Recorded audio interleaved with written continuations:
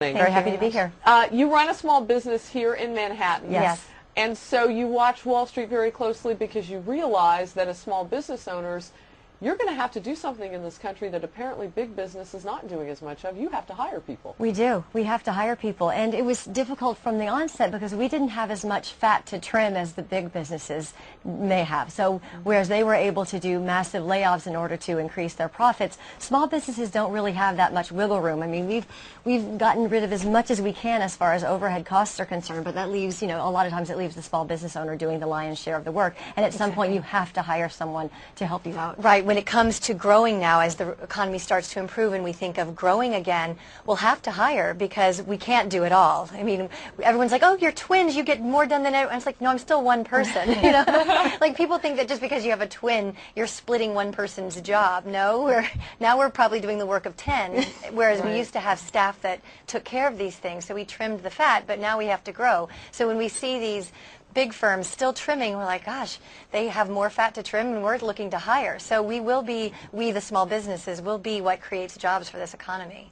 Right. And what do you need for sustainability? What do you need for this federal government to be doing this point? Because y'all aren't getting the bailouts. We are not. And you know, cash is not king, now it's emperor. I mean, businesses need cash and we need funding in order to grow.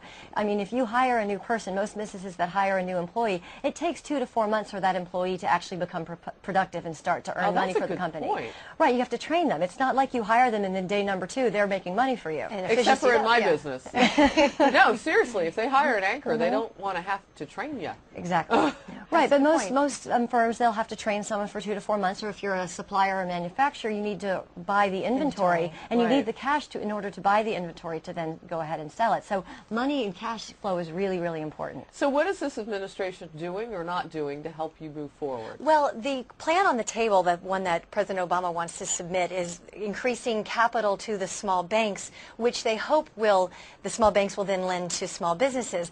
But right now there's no guarantee that the banks will actually use the funds. Of course there's not. It right? didn't work with TARP. It didn't work before. It did not. And we were reading the articles, and it says that the big Wall Street banks slashed their small business loan portfolios by 9%. So they cut back on lending to everyone, but small businesses really got pulled back on. Yeah, we were really hard hit. If you are looking for someone to help with your website, online marketing, and online content development, let me know. Andrea from New Jersey is one of our regular viewers. Thank you. Now, see, very nice. This could be like your networking site. You know, I bring in a lot of people who can hire, so keep those emails coming like that. I like that, Andrea. You know, it's got to be frustrating to look across the country and see that banks are getting bailed out. You know, big corporations that have been deemed too big to fail are getting bailed out. Yet you guys are tasked with basically rescuing this economy because it's your innovation that's going to keep us moving forward. Absolutely. There's a little bit of injustice present that's hard to swallow. And if you look at the 15 years between 93 and the third quarter, of 2008, small businesses were responsible for creating 14.5 million jobs. Which is 64%. Wow. That's a lot. That's a lot. That's not an insignificant number. And for example, we employ 40 people.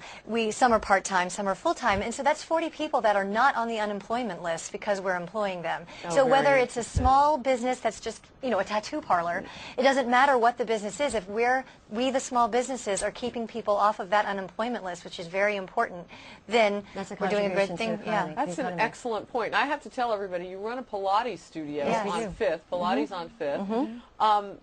And I just want to say that if I could look like Kimberly and Katherine, I would do Pilates. Definitely. So tell me what your customers kind of communicate back to you. I mean, what is important to have success in this particular market? Well, it's been tricky because as a luxury business, obviously Pilates is not water. You don't have to do it. We had many... But we should. Yes, indeed. Of course you should. Of course. Like you. Thank you. But we had many of our clients cut back when the economy started to go sour because they wanted to keep their children in their after-school activities, which is a very noble reason to cut back on your own personal activities. So it was very challenging for us to market to these people. We can't say, no, no, no, your child doesn't need their ballet or taekwondo. Come do Pilates instead. You know, so we've had to cut back and find ways to lower price points and sort of be more of a volume-driven business than a price-driven business. Where personal training ultimately. So we've done things to get more people in at lower